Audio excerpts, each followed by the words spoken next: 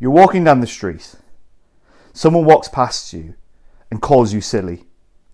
How do you respond to that?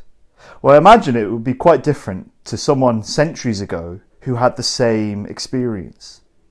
For did you know that the original meaning of the word silly was to be blessed, to be characterized by happiness? Words change and evolve over time as context and history molds and adapts them for a particular situation.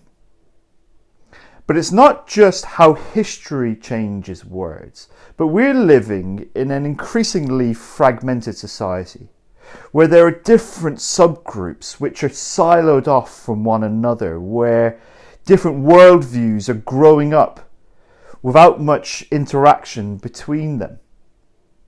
And so what's happening at the moment, particularly in spheres like Twitter or Facebook, different social media, but even on TV, news shows, whatever it is when these different groups start to interact, they end up just talking past one another.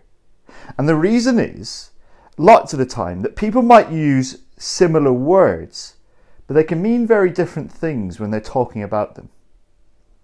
We have been thinking about what does it look like to live on the margins as the church has been pushed out of the cultural centre and is now on the peripheries. How do we live well in that place? And we're thinking particularly about what does it look like to speak words of hope.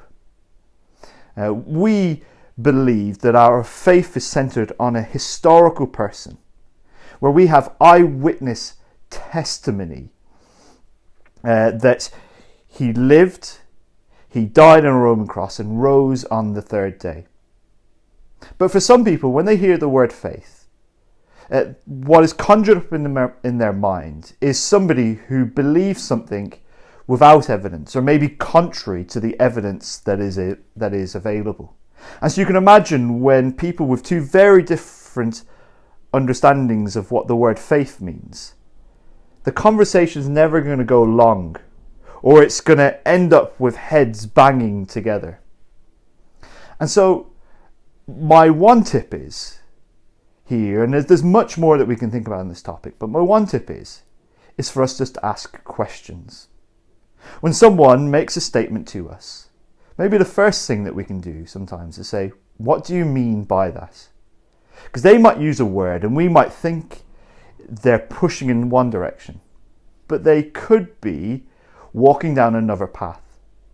And for a good conversation to happen, in a context where we can share the word of hope and healing, the gospel, the good news of Jesus, it's helpful for us to be walking down the same path with them so that we can speak well.